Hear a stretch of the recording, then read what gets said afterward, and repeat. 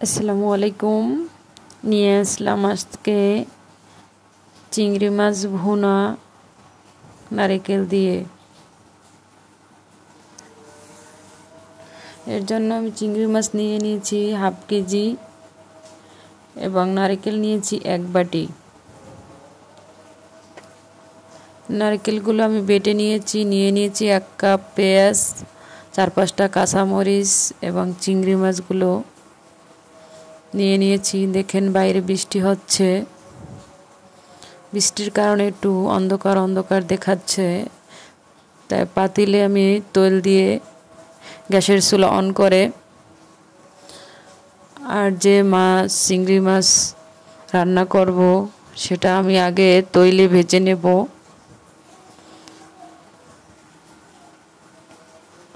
তৈলের উপর মাছটাকে আগে ভালোভাবে ভেজে নেব। ভেজে নেওয়ার পরে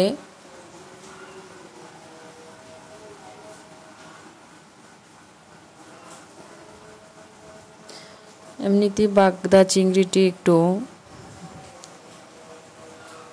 শক্ত হয়, তাই এটা হালকা ভেজে নেব।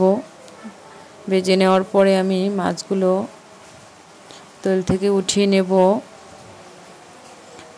উঠিয়ে নেওয়ার পরে যে কেটে রাখা 1 কাপ পেঁয়াজ মেজারমেন্ট কাপের, সেগুলো আমি তৈলের উপর নেড়েচেড়ে নেব। দিয়ে দিলাম গোটা তেজপাতা আর একটা দারুচিনি কেটে 3 টুকরা করে দিলাম। দিয়ে দিলাম আদা রসুন বাটা 1 চামচ।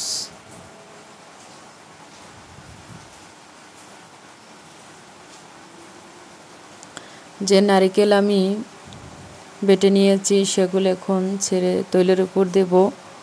আর কাঁচামরিচ আর যে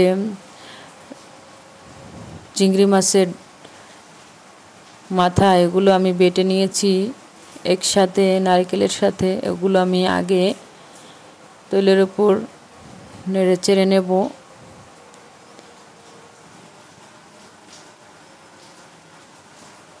তৈলের উপর ভালোভাবে নেড়ে চেড়ে নিতে হবে, না হলে নারকেলের গন্ধটা আসবে। দিয়ে দেব 1 চামচ লবণ স্বাদ অনুযায়ী। হাফ চামচ পানি দিয়ে এটাকে আমি নেড়ে চেড়ে নেওয়ার পরে দিয়ে দেব হাফ চামচ হলুদের গুঁড়ো, 1 চামচ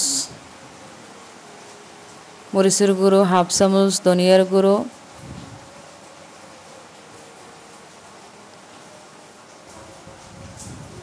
হাফ চামচ জিরার গুঁড়ো দিয়ে এটাকে আমি আবার নেড়ে চেড়ে দেব।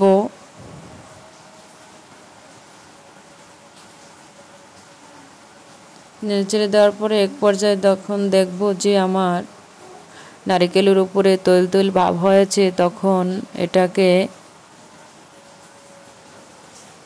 এটার উপরে আমি কাঁচামরিচ কেটে রাখা 4-5টা দিয়ে দিলাম।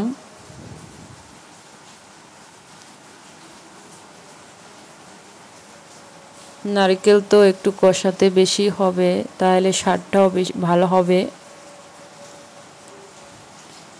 এবং মশলার উপরেই নারকেলের উপরে আমি চিংড়ি মাছগুলো ভেজে রাখা দিয়ে কিছুক্ষণ নেড়ে ছেড়ে নেব।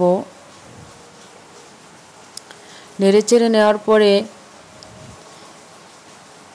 পরিমাণ মতো পানি দেব। আমি 1 বাটি পানি দিয়েছি। পানি দিয়ে আমি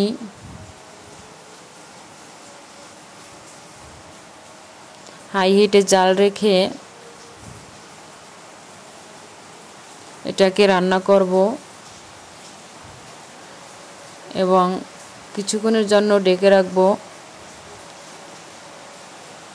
ঢেকে রাখার এক পর্যায়ে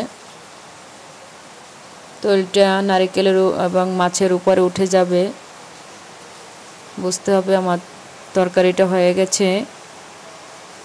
যাদের ভিডিওটি ভালো লাগবে তারা সাবস্ক্রাইব করে পাশে থাকবেন, পাশে থাকার বেল আইকনটি অন করে রাখবেন, যাতে আমি ভিডিও আপলোড মাত্রই আপনাদের কাছে পৌঁছে যাবে। ধন্যবাদ সকলকে।